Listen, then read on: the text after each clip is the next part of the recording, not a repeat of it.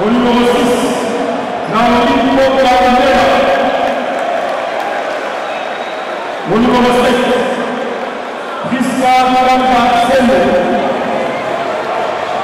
Au numéro 8, Sarah Boudou Kenaya, capitaine de l'équipe. Au numéro 10, Tamika Matadi Mbele. Au numéro 12, Anna Itene Maloufa. Au numéro 13, Grace Bassiti Poutou. Et au numéro 23, Jelima Maboua Manzanza. Entraîneur, Adé Koko. Entraîneur assistant, Agnès Boudou Koko.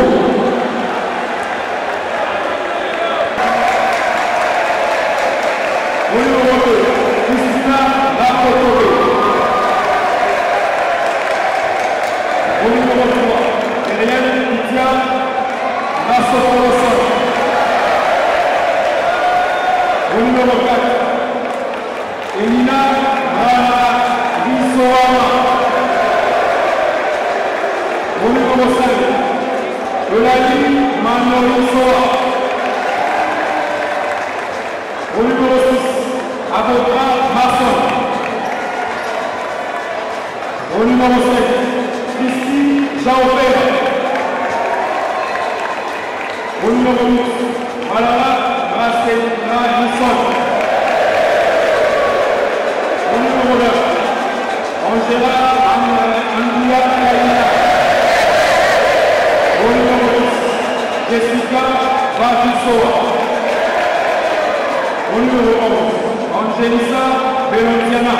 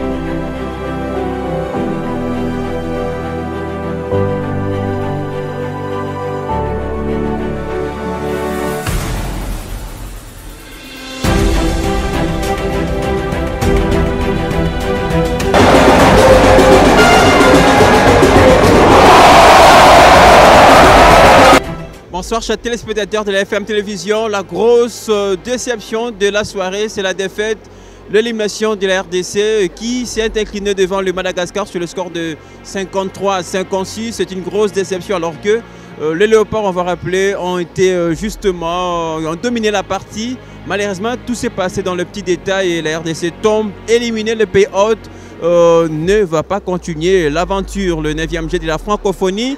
Je suis accompagné d'un analyste, quelqu'un qui suit de près le basket. Daniel, bonsoir.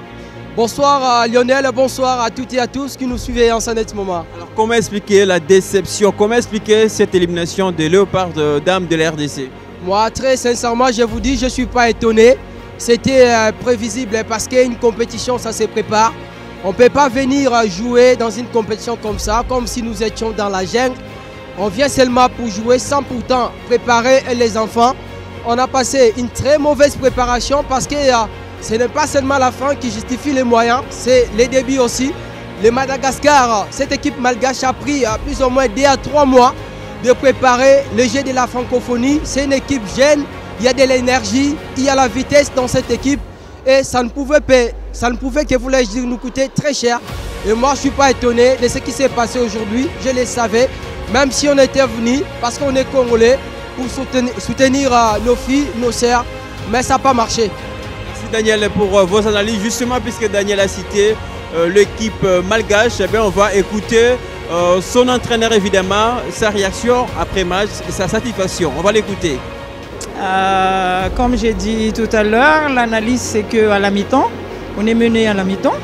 Donc j'ai adopté une autre stratégie pour ralentir l'équipe adverse en donnant la zone presse car les Congos n'ont pas le maniement de balle pour remonter la balle.